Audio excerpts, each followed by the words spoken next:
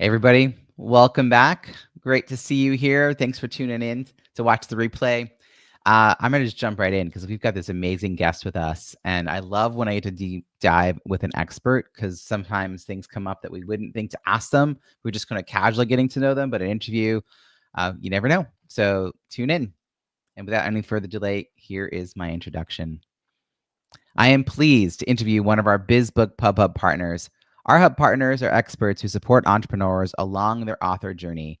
Today's guest is a seasoned book coach, ghostwriter, and publishing consultant with over 30 years of experience guiding aspiring authors from conception to completion.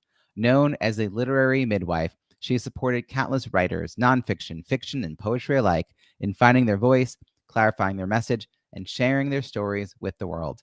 Named one of LA Weekly's top 15 book coaches to watch in 2023, she brings a powerful mix of industry knowledge, creative intuition, and deep empathy to her work. Whether it's navigating the publishing process, developing a marketing strategy, or helping clients overcome the fear of being seen and heard, she shows up as a trusted partner every step of the way. With a background in traditional publishing and university level instruction, she specializes in the genres of personal growth, leadership, well being, and memoir. But beyond her credentials, what sets her apart is her belief that our ideas choose us and that it's our responsibility to bring those messages to life. Please join me in welcoming Kathy Sparrow. Kathy, welcome to the show. Thank you so much, Robbie. I so appreciate this opportunity You have to be such an here. impressive intro. I mean, I'm like really excited. Also, this term is one I haven't seen anyone else using, publishing consultants, which is, I think, that's what people often need. They're so confused by all that goes on in the world of publishing. But how did you get started providing services for authors? Like, what's the backstory to this hero ability that you have? Well, the backstory probably starts from my childhood. I'd always wanted to be a writer and just dreamed of writing and read Summers, Way, that kind of thing, and loved my scholastic book fairs at school. And when I got into high school, my guidance counselor was setting out my curriculum and he said, "So what do you want to do when you grow up?" And I said, "I want to be a writer and I'm interested in the theater." And he didn't touch the theater, but what he said to me, he says, "You'll never be a writer," point blank. And crushed. I believed him. But that yearning to write never left. So I began writing in my early 20s. I changed my curriculum from business to liberal arts. And then when my children were young, I began writing for a community arts paper. And I had a steady gig every month for 6 years, and that only ended when I left the area. And probably about 10 years went by, and as a professional writer, and people would say, "Hey, what do you do?" And I say, "Well, I'm a writer." And I heard the remark, "I've always wanted to be a writer." And after hearing it a few times, I went, "Oh, there's something here." So I began coaching writers probably about 20 years ago. And initially, it was just writing the story. And then, probably, I don't know, 5 to 10 years ago, I realized that there was a missing element. It was called marketing.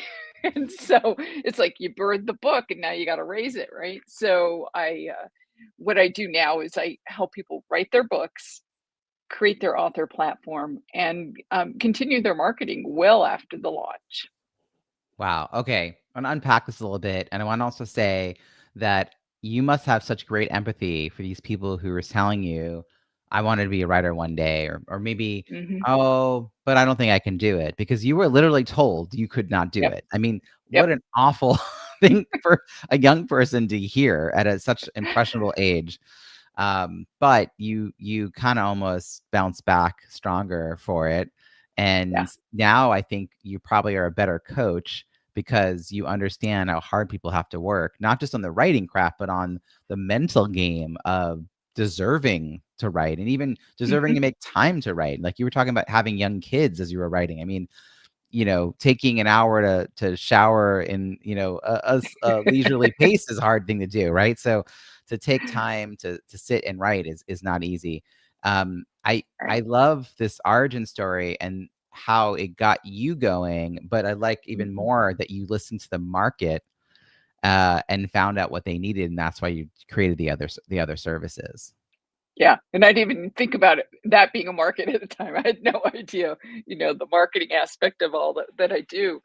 But yeah, it was like, okay, somebody needs my guidance, and I can get them from where from that place of that overwhelming confusion of where do I start, and also that confidence, having somebody to read my work, read their work and give them good feedback, not always glowing but constructive feedback to really make their writing even better than it was. So it's Now, very satisfying. I noticed in the intro I mentioned sort of nonfiction, fiction, poetry. So it's quite a genre range. And even within the world of nonfiction, I've learned in my own searching for a community of authors that that's a really big group. Hmm. Within nonfiction is travel, memoir, right, cookbooks. There's a lot of things that fall into nonfiction that are not books written to grow a business.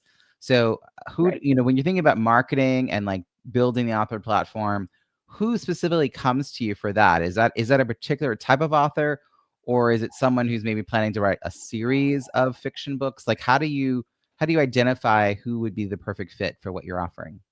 Well, it's, I I like people. I like to work with people who have passion for what they want to do, who really feel like they've been tapped. Like, I've got this idea, I just have to get it out. So um I work with it, and it's not I work with people who are thought leaders in business. I work with people who are psychologists and have a way to help people find their passion and purpose. Let's see, I have another person who wrote a book on art and design and everyday life. So Mhm. part memoir, parts all stories involved. That personal story, their origin stories are always shared, and that's what's beautiful. I have a mountain climber a mountaineer that I worked with, and so the cross section of people is broad, but the common thread is they all know the story must be told, and Yeah, I hold. I've been looking into a little bit. Maybe you can give it your own spin on this, but memoir versus narrative nonfiction. Um, this is sort of new territory for me, but I imagine you dabble in this. I have a friend who wrote a beautiful memoir. It actually made me realize I should read more memoirs. That's like it was really good. Yeah. And we talked about how she could turn it into a talk. And she said, "Oh well, it's not in the book because my publisher told me to take it out, but each section had, like a step list of things to do." Mhm. And but the publisher didn't like that. And I said, "Oh, that's interesting because that would have been helpful." And like that's your talk. Like that would really be great for you to share that. So hers was really very much a memoir. And then the narrative nonfiction, where you're bringing in your story, other people's stories, case studies, and there's sort of a maybe action items or how to's or something like, and that feels more, I don't know, an easier way into a business offer than a straight up Right. memoir. So yeah, Yeah, I'd love to and hear your thoughts.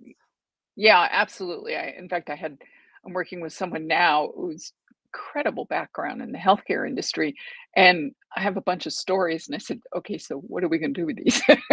And so we're actually pulling the points out and using them as talking points at the end of the chapters.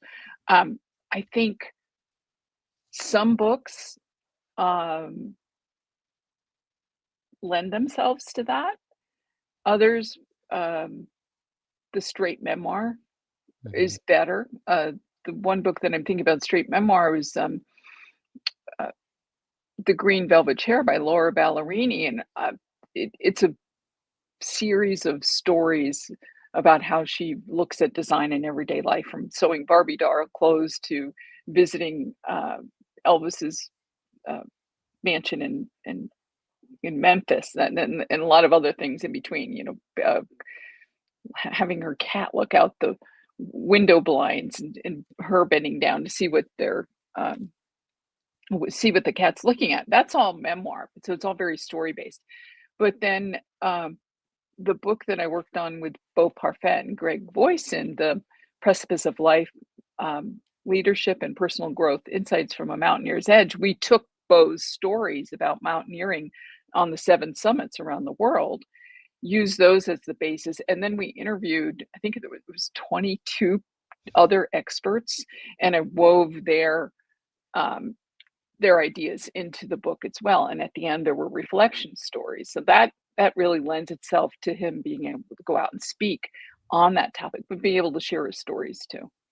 I think this is where it's helpful to work with someone who has experience working with authors who do all these different types of mediums and formats and genres, because then they're not just saying, well, it is this because that's the thing I know. Mhm. Like if they only know one thing, they're going to try to conform every author to that one thing. If you're Right. like, no, I've done all the things, let's figure out what is the best way to market the message you have, whatever that message is. Look Exactly. at the packaging of it. So I like when we're here because you're one of the hub partners for the Biz Book Pub Hub, and it means you have a profile at bizbookpubhub.com. And one of the things I've been really encouraging hub partners to do is to offer in that description a little more about what makes them unique or distinguishes them from all the other people who edit or ghostwrite or whatever the Mhm. services they're offering.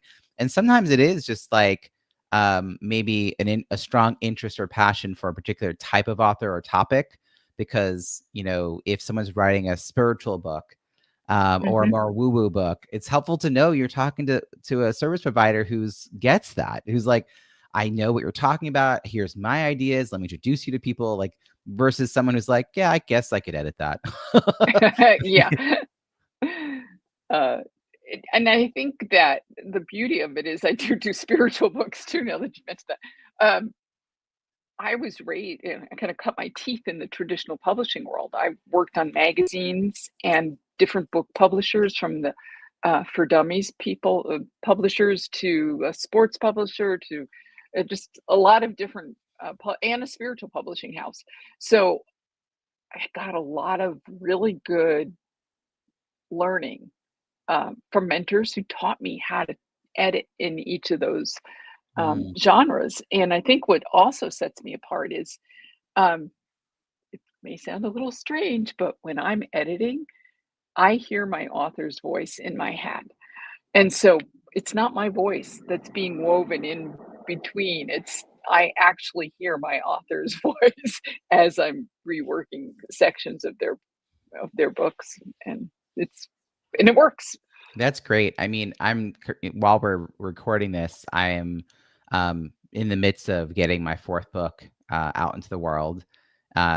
It's when this airs, it will be almost at the launch stage. So go over to the show notes at bizbookpubhub.com and you'll see if I still have the request for launch team members up. But I've worked with the same author, sorry, the same editor, the last 3 books, Linda Popke, and it's happened that she has been an ideal reader for these 3 different books, even though they're completely different topics. But that was really important to me because her Mhm. interest in the book is part of why I think she's really good at the editing piece. And I imagine similar, you're choosy about, what kind of books you're saying yes to, but you must have a quite varied interest. So how do people sort of come into the working with you, and what's the selection process like? How do you like is there a way you kind of know who's going to be a good fit in your roster Mhm. and meet your service needs and vice versa? Like how does that experience? Because I think from the author perspective, this is a big black box. They know they have an idea, they want to hire someone, and they go about staring at contracts, and it just looks like blurry lines after a while. So what would the experience be like for you as you're kind of introducing yourself to a prospect? Um, so a lot of my prospects come to me via personal recommendations. A lot of um, just you know, one the word of mouth. Um, so the people who refer to me also know that I might be a good fit for the prospect. So that's very, very helpful. Um, I have a conversation with the prospect, the writer, I want to call it the writer, because it is a relationship. It's not a transaction. We're going to spend a lot of time together. Mhm. And there are times when we're laughing, there's times when we're crying. Uh, and there are a couple times that there we get a little testy with each other. We got to be able to have a relationship to when we're discussing editing, points of view. But it has to feel. I have to know that it's marketable, because I don't want somebody to spend hours and hours and hours and have it be something that's not interesting. So I love people's stories, and I know that writing a story, writing a book can help people clarify their own thoughts and ideas, help them have great realizations about their own life, and be able to those then go on to help their readers. And a Mhm. lot of my clients do want to go out and speak. So I'm always looking at how marketable that their message is. If I can't get excited and I can't see that marketing piece, it's a no go for me. And Can I ask a question about that? Because part of Mhm, why I wanted to bring together specific types of experts for the Biz Book Pub Hub was the understanding that we all have about how an entrepreneur is using a book to grow their business. It's not just the book as a product, mhm, but the book as a launching pad, a business asset. And so every time there's an opportunity to clarify the purpose of writing the book, the strategic outcome that we're aiming for, I think is so helpful. And I think it changes often as the book is coming to life and mhm, being defined, like from maybe what they first thought to what it becomes. There's a journey there, but having folks like you asking those critical questions, I think, is what distinguishes from someone who's just a printer. Oh, you've got 12 blog posts, you want to turn it into a book? Sure, we yeah, can make that yeah, happen. Like, yeah. no questions about marketing or who is it for or what's the next results you're hoping for. I would run from somebody who just said, "Yeah, sure," or "I could print that for you," because like, you don't need a printer, you need someone who is going to really help you craft something that Mhm, ultimately attracts readers, and beyond readers, hopefully, it's a book that's gonna grow your business, speaking, coaching, consulting, courses, ex and the like. yeah, So I really am glad you're talking about that, and that's like in the beginning, like, it might mhm, change what they say or their answers might change, but I've also had authors who've written a book and the book exists, it's published, get on a brainstorming call with me around their launch for a book again that's already out there, a relaunch really, and they can't mhm, answer the question like, how does this book tie into your business? And I'm like, oh, wow. It's like we're trying to make up an answer to the problem that already mhm, exists as opposed to defining it. So, could you just say a little more about when you're talking about yeah. marketability? Like, how are they talking to other people? Are they writing with other people being like introduced to it so that they're not writing like in a silo, but they're like, how do you help them refine their message for that audience? Well, first, I have a in that initial conversation, I also send along, a setting the stage document where I ask them, "Why are you the one to write this book? Who's your ideal audience? Mhm. What problems are keeping them up at night, and how do you help solve them?" And then I even ask, "How is this book gonna change your life?" 'Cause, uh, that's important. If they can say, "Well, I wanna use it to speak," or whatever, then I know that they're on the right track. Um, and, throughout the process, there's always a refinement. It's like, "Okay, what are you saying here? How is it?" Really d really dialing it in. So it's not you know, it's not a one and done, Yeah. just spit it out. It's constantly keeping the eye on that end goal.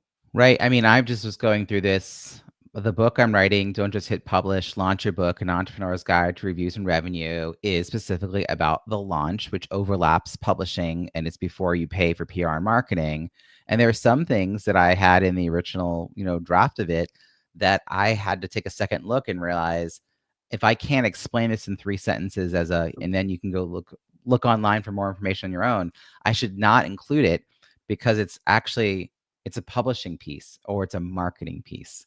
Mhm. Like I could mention, a speaker one page, or a podcast, guest one pager, and I can explain what that is in a couple of sentences, but it's not my job to teach them how to do one because it's Right. outside of what a launch is. And likewise, keywords and the category selection and all that's publishing. And so it's been really interesting to figure out what to leave out so that I'm not bloating. Cause like a book about Mhm. books can be very all encompassing. And there are quite a few of those. But I thought I want to really niche in. And I think that's where working with someone else could be helpful because sometimes we think we want to put all in one book. And it's like, well, you actually have two, maybe even three books here. Mhm. And Mhm. or you're working on a book, but that's actually book two. I think your readers need book one first. What's the, it's like it's very interesting when you start working with people to understand and unpack their intentions. And I loved those questions, those setting the table. First of all, that first question I think can really throw people. Who are you to write this book? The voice in their head. Oh my gosh, I can't believe you just said that, Kathy. They're like, who am I? I don't know. Yeah, I know, and that's often the question that stops us and is like, who am I to write this book, right? Oh, But it's like, who are you? What experiences have you had that can help somebody else? Because I certainly believe that stories, one, as we write our own stories, we heal, but also as other people read our stories, they can identify with what we've been through and go, oh yeah. And so, yeah, it does stop them. And another question I ask at the very end: what's gonna stop you? What are your hurdles in this process? And because they're inevitably somebody will pause, as I call it, and it's often to do. I mean, sometimes it's life stuff that comes up. Parents are ill or yeah. sickness and whatnot, but sometimes it's just that resistance too that gets in the way, and that's, what I help them through as well. It's like, okay, we know, and it's always like right before the manuscript's completed or right before the launch, there's this freeze. And, just to I tell them right up front, you're gonna have those points where you're gonna wanna, go scrub the toilet with a toothbrush rather than sit down and write, and it's just part of the process. I think it's you're treating like a whole human being. Yeah. You have great empathy for the experience because you've done it yourself. You understand that that's like what they're going to go through. And, sometimes the fear of success is a piece of it. Sometimes the fear of failure. Sometimes it's not knowing what's going to happen next. Part of what I like about my launch process, Kathy, is that I have people during that last stage where the book's being like starting to be edited, they start building their launch team. And then as soon as the first um, draft is in a point where where they can do the advanced reader copy. So they have like the initial, usually the paperback, sometimes the Hmm. Kindle version as a PDF. They share it and it goes out to their launch team that they've been selecting and building all this time. And they start collecting early reviews. The book's not published yet. And they collect these reviews one at a time via a Google form. And no one is cribbing off each other. There's no like looking over to see what everyone else wrote about the book. Everyone is writing their own take. Those first 12 are incredibly meaningful to the author. Not that they aren't all, but I think it changes dynamic. The author starts to see that first dozen messages come in that are Hmm. glowing and positive, and this is life affirming.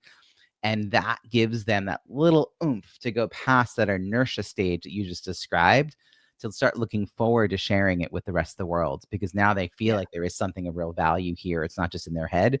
And then the book gets published and the reviews that have been collected in advance finally start getting published on Amazon. And it's just like evidence and social proof that this is really a valuable book for future readers to consider Hmm. buying and reading and taking action on if there is an action step. So that's how I've been, combating that angsty moment is to get that early feedback in such a Yeah. critical moment, like you said. I want to understand, are the writers coming to you with a manuscript or with an idea, or could it be both? Like, how far along are they usually? Um, most of them are start at the beginning, which I absolutely love.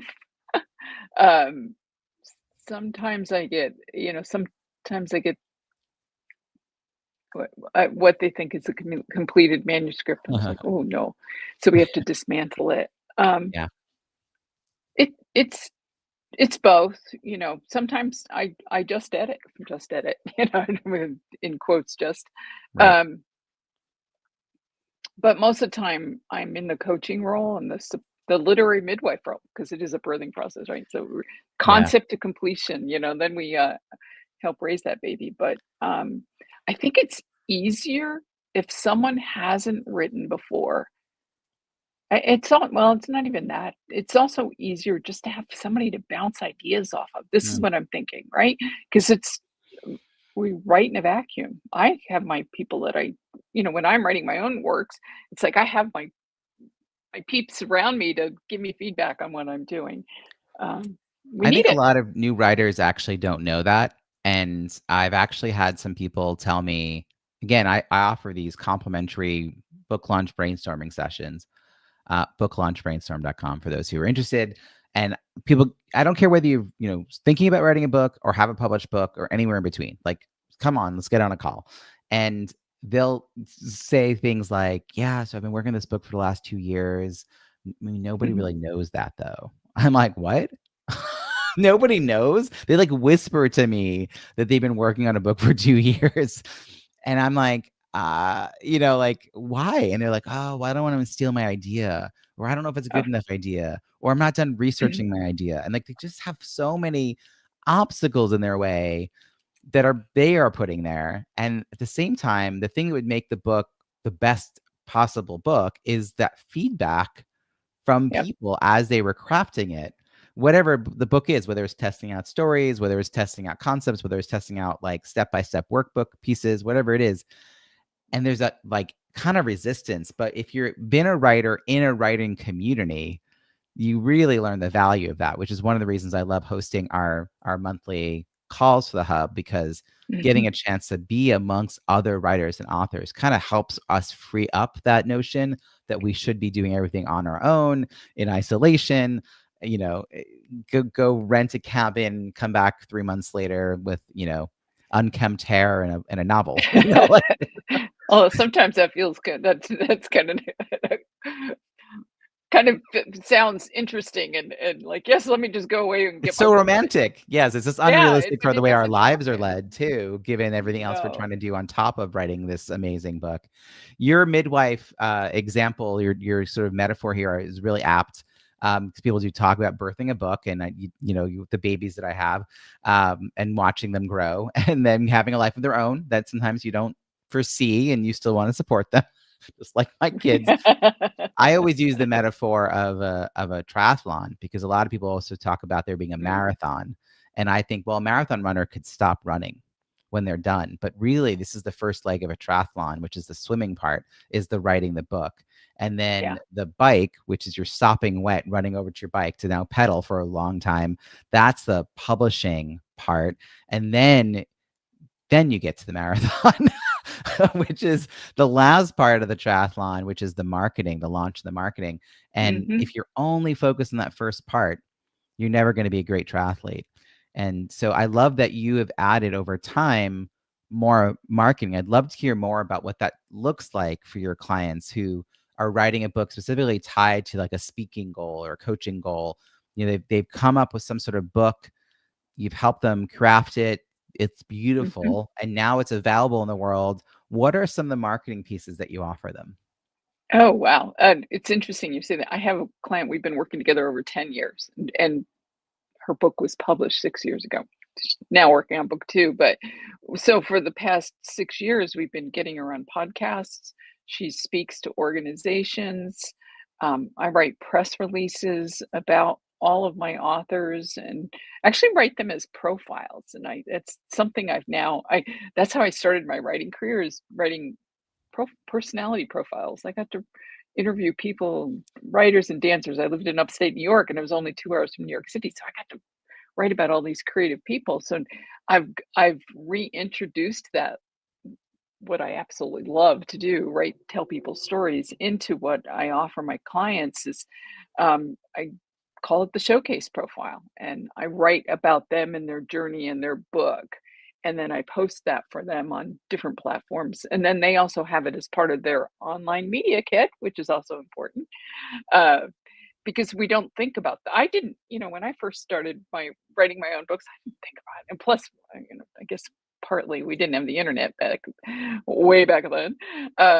But it's you still had to have all that. So they still had to have headshots, good um, casual shots of the book, little story, little background, and it's et cetera. So, um, and I can't say it's cookie cutter what I do for my clients because it really depends on their book and their goals.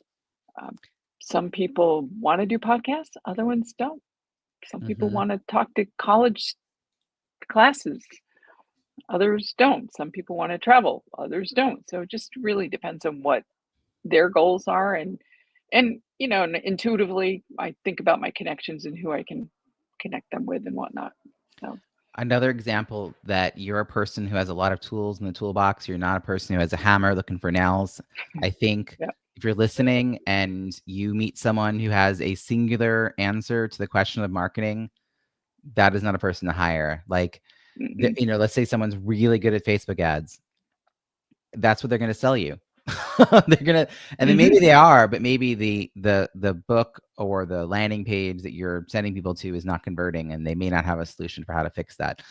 So I like the idea of working with experts who have that range of like menu options to choose from that fits the Mhm. sort of personality of the author, the kind of audience they're trying to reach. Like if everyone's like, oh, you've got to be on whatever social media thing is now the latest and greatest, and you've got to do video, you've got to do, no, you don't have to do any of those things. But if you do none of those things, no one will know your book exists. So you got to pick some things that will help get your Right. book out there.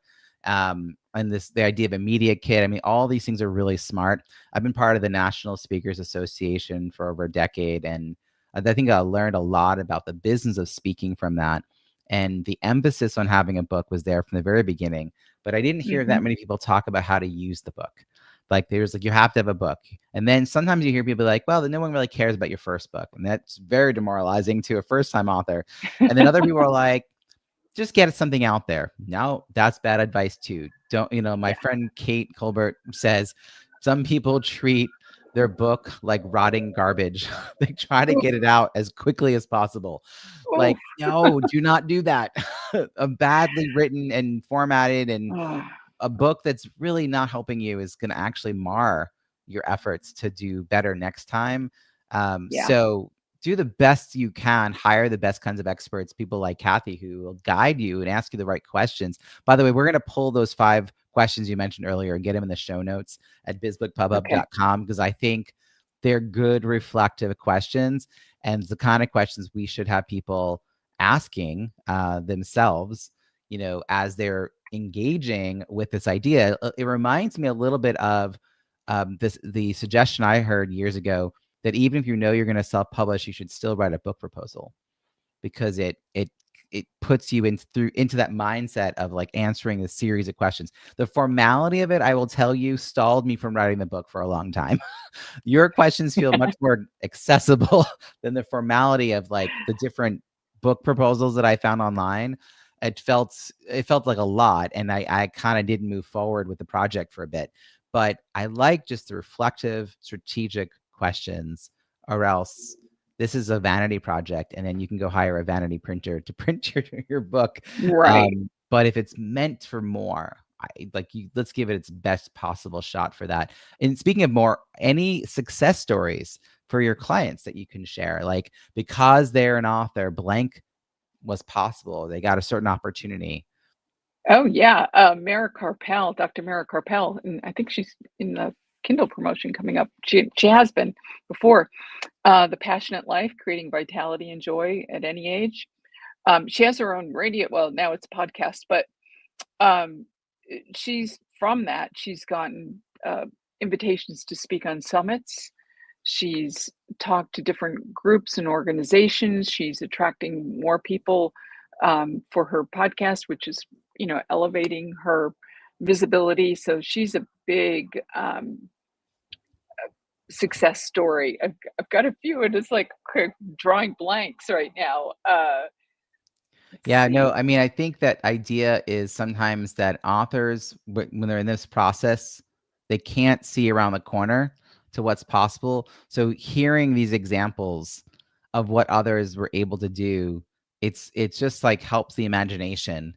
Um, Mhm. because it's a little bit of you need the book for it to happen, but you also have to be kind of open to the possibilities. And I think serendipity is more likely to happen when you know what you're looking for. So if you're seeking out certain experiences because you're an author, you will put yourself in the position for that to be a possibility. And I think that that piece about getting more visibility. I mean, being on summits, being on podcasts, launching a show, getting to introduce yourself to experts through that show, bulk orders of books, like those are the kinds of examples. Any others come to mind as we're talking about this? Um, One, I wanna go back and respond to your, the marketing proposal, the book Yeah, proposal. I actually have my clients do their own proposals yeah, because all of those pieces that go into a proposal are going to be part of the marketing right. going forward. You need the synopsis. We need to know, and having a plan, not just, an idea, well, I can do this and this, but no, write it down. It's really important. Um, Laura Ballerini has, and the Green Velvet Chair that I mentioned earlier has an interesting story. We just recently did her second edition. And the reason is we never really had a launch. Life took her sideways. She had a breast cancer um, diagnosis, like right in the 11th hour of the publishing process. But we got the book up there. Now we're going through a relaunch, and there's just, I get chills. Just a lot of really cool synchronicities happening. Another book that was actually an anthology, Karen Ray from Babe Lifestyles, based out of Seattle. We put together an anthology of women's stories of being brave, and they were being brave in business, being brave with um, physical ailments, family problems, et cetera, financial problems, et cetera. And that was a huge success because we had 30 authors all working together, promoting across Mm. the social. And we had a big launch party. I don't often get to see my clients in person, but I flew to Seattle to be part of that launch party. And it's really become a calling card, the golden business card, not only for Karen and her mission to celebrate 1 million women and their brave stories, but also all of the women that are inside of it. They're using this book as a way to promote their speaking and their businesses. I love when that happens for a compilation book because I have to say I hear more stories of that not happening because the person organizing the compilation book, it's their first time doing it. They're exhausted by the time they have herded all the cats to finally get all the stories and get it all edited and get it published. And there's really not been a launch plan. And I just recently worked with an author who had herself and six other stories. So seven Mhm. women were the authors of this, and she came to me saying, I want this to have the kind of launch I see you do. And she organized her and four others, like collected lists of names for the invite list. And then two of them said, we'll each commit to getting X number of reviews, but we'll do it on our own. And she got over 60 written reviews on Amazon, which on one hand, you're like, well, there were seven authors, so that should be easy. No, it's not. It is not Mhm. easy at all. And she had to really create a process that allowed the authors to leverage the book, because now the book's positioned even better. It's not just that they were published in, a chapter in a book, but the book has some social proof attached to it with these reviews, and they're Mhm. able to really use it to help them whatever the next step is, that they were trying to do, speaking or whatnot. So yeah, I think the compilation market is flooded with people who will happily take your money and organize a compilation book, but this marketing piece, this idea of what next, is really important. So I love that you brought up that this is a skill that you have, because I do think that there are some stories that deserve to be told in the compilation story format. Um, but that's a lot of work. I mean, that is a tremendous effort.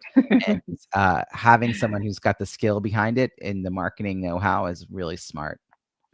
It was a big lift, and I gotta say, she didn't charge her authors for the she sponsored the entire project because she believed in in the mission of her Amazing. business, and so I think she's going to be part of the launch. If not, I'm going to remind her. Yeah, The that's Kindle great. promotion.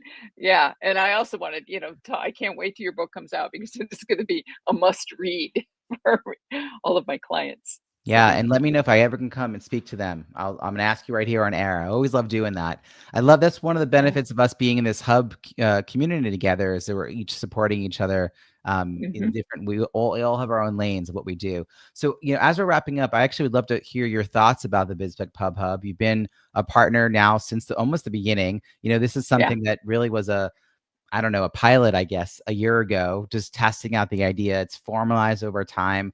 A podcast now twice a week, Kindle cross promotion 3 times a year, a free virtual networking event every single month, either focused on writers and authors or focused on speakers who also want to be writers and authors, by the way. And we also have the private event for our hub partners every other month. Yeah. And just like we have a couple of dozen experts like you on a directory. There's like a lot of value packed into bizbookpubhub.com, right? There's a lot of resources depending on where people are at. I'm curious about your own interactions with other hub partners, coming to the events, meeting the writers and authors who come to our events. Like, what's your experience been like? Why is a space like this needed?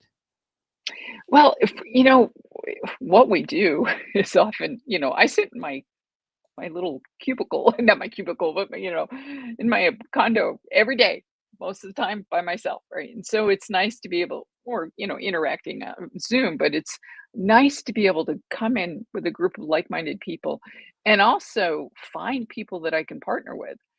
I Mm, used to publish, and I did it for a very short period of time, twice, and each the second time I went into it, I was going, "What am I doing?" But now I don't want to do that, so I can partner with the people who take the design piece and take the and all the way to the creating the files, and even beyond that.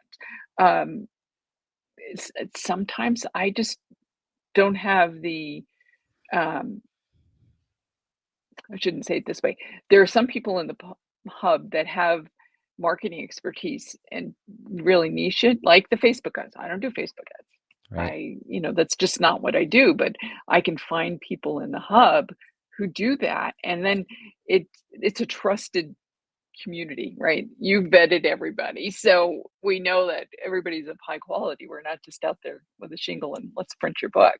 I have seen those, but so it's an important, it because we're so virtual, it's important to have those connections and resources that we can share with each other. Yeah, it feels nice for the author that you Mhm. can hand them off to either a specific person or here are 3 people to look at, check out their profiles, Yep. that you're getting to know them one on one, these hub partners, but that you can introduce your author to a next resource that they might need when they need it, and Mhm. they also get to hang out with the author community, which is just, I think, helps them get over that angst about publishing and marketing themselves and all the other things that people talk about. I think hearing that from other fellow authors is really useful. But that piece you mentioned about getting to focus your business is actually a byproduct that I hadn't. It was an unintended byproduct of this that has turned out to be really powerful, where people have gotten to be more specific about their lane of specialty. Because Yeah. I do know quite a few hub partners who, at some point, they really are writing coaches who ended up becoming publishers because the books had to get published, right? Like, like Right. you get to a point where you're like, oh, I should help them do that. But then you're like, but I'm a writing coach or I'm an editor or whatever it is that you really want to be focused on. And this other stuff's not your main passion. And then there's these other people who are like, I want to get into the finer details of formatting books. I want to get into the finer details of cover design. I want to get into the finer details of how to use KDP correctly or Ingram Spark correctly. And so they Yep. specialize. And because those platforms also change quickly and unexpectedly, it's good to talk to someone who's got that ongoing experience, because you don't know, you're going to log in and it's been a few months or even a couple of years, and yeah, there's going to be changes. So I think that's been an Right. interesting interplay between hub partners, is just the strengthening of their own businesses, but that piece that they're not alone in this, Yeah. that they're not by Yeah. themselves, as you were describing. Yeah. I know it has allowed me to be really focused. I mean, I can do it all because I've been in the publishing world. I've Yeah, and held different roles, editor to production, and I never did design, but I know what I I criticize, I had to critique design. So, um, but that's not my love. My love is really helping to nurture my clients, and bringing their message out and giving them the confidence that uh, what they say is important. And there's also the trust that they know that I'm not going to let them just put anything out there. right. My bar is high. So it is that. But and at the same time, I have people that I can refer to that they know I have vetted, and Yeah, then that trust is transferred to whoever else they're working with. And I never really leave them. yeah. I just, Well, other than your Biz Book Pub Hub profile as a hub mhm. partner, where else can people find you and follow your work? So LinkedIn, I'm on LinkedIn, Kathy Sparrow, and also my website is this is awritablelife.com, and it's AWRITABLE dot life.com. Fantastic. So, We're going to put all those links in the show notes at bizbookpubhub.com. This is also where folks can tune in to all the other episodes that come out every Tuesday and Thursday.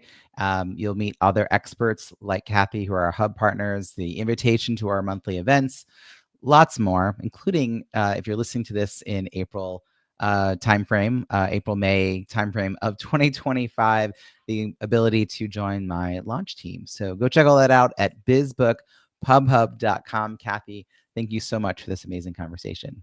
oh, thank you, Robbie. It's been a pleasure.